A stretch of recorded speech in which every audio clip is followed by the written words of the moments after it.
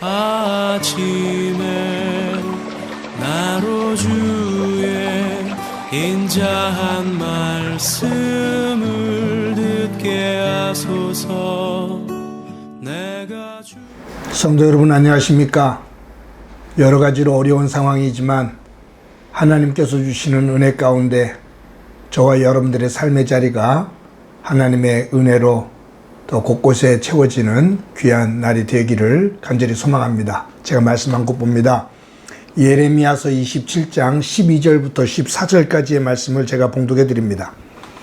내가 이 모든 말씀대로 유다의 왕 시드기야에게 전하여 이르되 왕과 백성은 바벨론 왕의 멍에를 목에 메고 그와 그의 백성을 섬기소서. 그리하면 사실이라.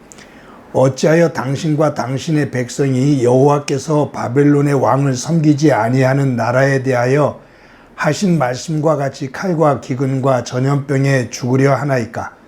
그러므로 당신들은 바벨론의 왕을 섬기게 되지 아니하리라 하는 선지자의 말을 듣지 마소서. 그들은 거짓을 예언함이니이다. 아멘.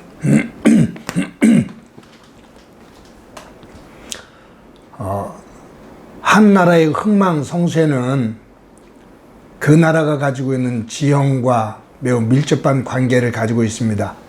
지금 우리가 살고 있는 이 지구촌에 이제 미국과 중국이 패권 다툼을 하고 있는 그런 모습을 보이죠. 그 사이에 낀 우리나라가 어떻게 여기서 관계를 맺으며 나아가는가, 그것은 굉장히 중요해요. 근데 미국과 중국의 그 지형을 잠시 보면 참 미국이라는 나라는 여러 가지로 천혜 혜택을 받은 그러한 지형적인 조건을 가지고 있습니다. 잘 아시겠지만 미국이라는 나라를 가만히 생각해 보셔요. 좌우에 대서양과 태평양이 있습니다. 그리고 북쪽으로는 캐나다가 있지만 그 위에는 알래스카가 있어서 빙하 지역입니다. 밑으로는 멕시코입니다. 그래서 미국이라는 나라를 가만히 보면 좌우, 북쪽, 그러니까 동서, 북쪽은 자연 조건이 방어할 수 있는, 쉽게 침략을 받을 수 없는 바다와 그 빙하 지역으로 되어 있고, 밑에는 멕시코가 있어서 그쪽 한 지역만 방어를 하게 되면 됩니다. 아주 좋은 요건을 가지고 있어요. 또 좌우로 산맥이 있어서 해안으로 들어왔다고 해도 그 안으로 내부까지 들어오기는 참으로 어려운 그러한 구조를 가지고 있는 지형입니다. 중국을 보면 어느 글을 읽다 보니까 중국은 주변의 나라들과 국경을 맞대고 있는 나라가 많은데 13개 나라와 국경을 맞대고 있다고 그래요. 그러니까 참 얼마나 복잡합니까?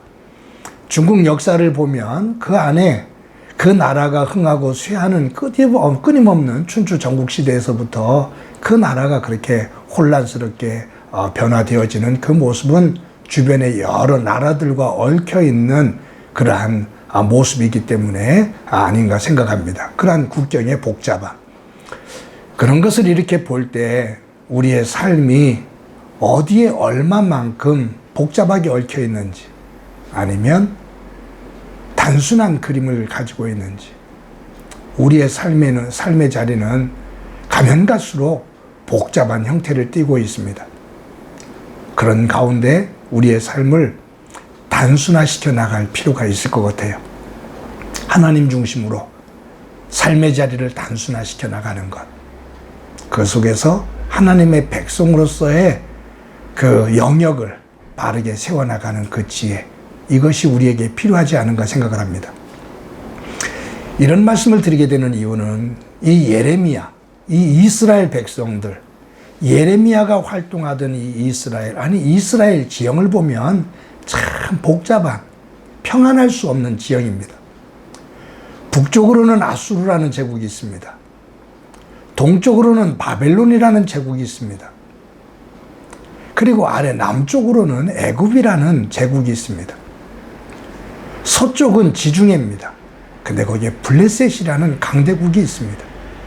그러니까 이 이스라엘이라는 나라는 동서남북으로 강대국들로 포위되어져 있는 그러한 지형 속에 살고 있어요.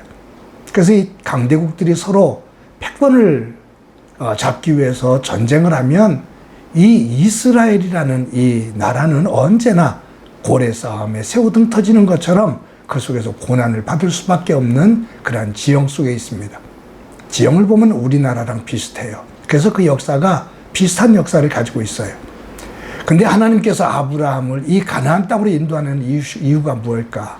그것은 땅을 의지하고 땅을 바라보는 것이 아닌 하늘을 바라보는 것, 하나님만을 바라보는 것, 동서남북 사면초가인 그런 삶의 자리에서 언제나 희망을 줄 수 있는 분, 그 자리에서 세워서 하나님의 백성으로서 설 수 있는 힘과 희망을 주시는 분, 그분은 오직 하나님 한 분밖에 없다. 땅을 바라는 것이 아닌 하늘을 바라는 곳, 하나님을 의지하는 곳, 그곳이 가나안 땅으로 인도하신 하나님의 뜻이 아닌가 생각을 합니다. 여러분 지금 이 말씀을 보면 아수르라는 나라가 기울어가고 그리고 이제 신흥 국가로 강국으로 등장하는 바벨론이 나옵니다. 근데 이 바벨론이 신흥 국가로 그렇게 강국으로 성장할 때 그것을 견제하는 애굽이라는 나라가 있어요. 그러니까 지금 아수르, 바벨론, 그리고 애굽, 이 중동 지역의 패권을 다투는, 중동 지역과 중아시아 지역의 패권을 다투는 강대국들의 어떤 싸움, 긴장감이 있습니다.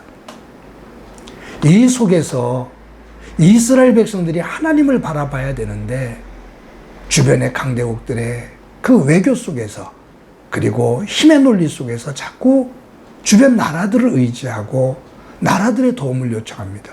하나님을 바라보지 않습니다. 악을 행합니다. 하나님을 떠납니다.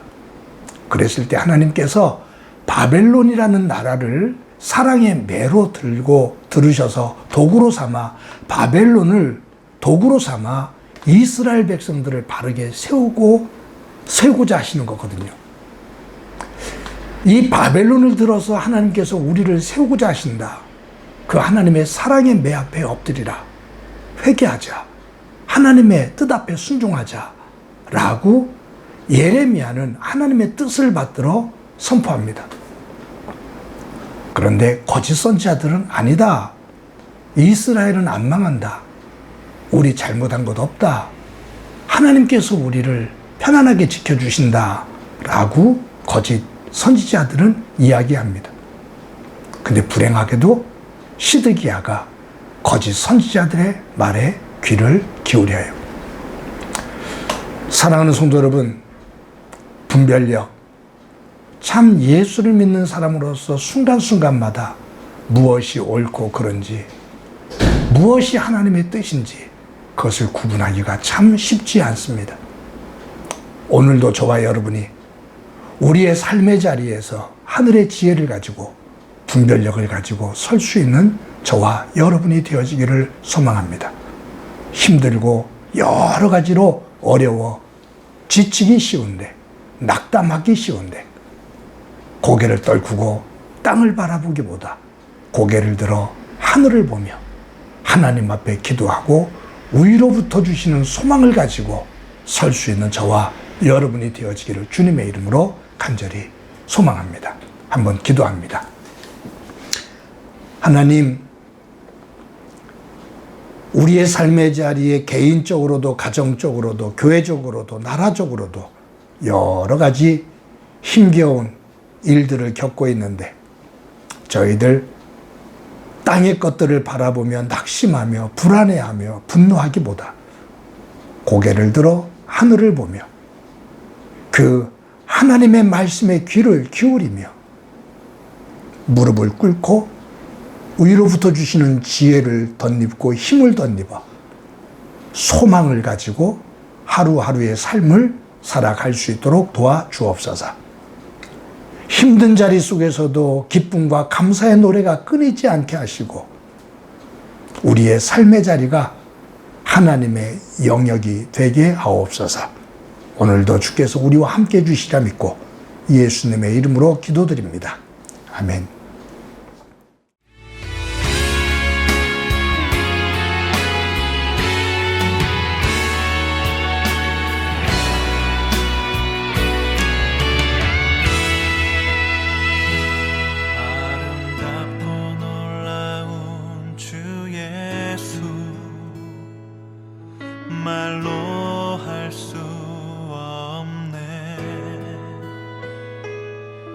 그 측량할 수 없는 위엄, 주님과 같은 분 없네. 한없는 그 지혜와 사랑, 그 누구도 다 알 수 없네. 아름답고 놀라운 주 예수, 보좌에 앉으셨네. 주님 앞에 내가 서 있네. 주 앞에 내가 서 있네. 주는 거룩하신 하나님, 그 앞에 서 있네.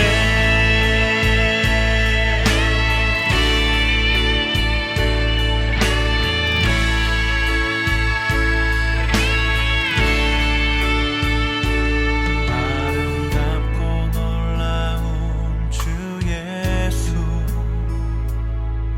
말로 할 수 없네. 그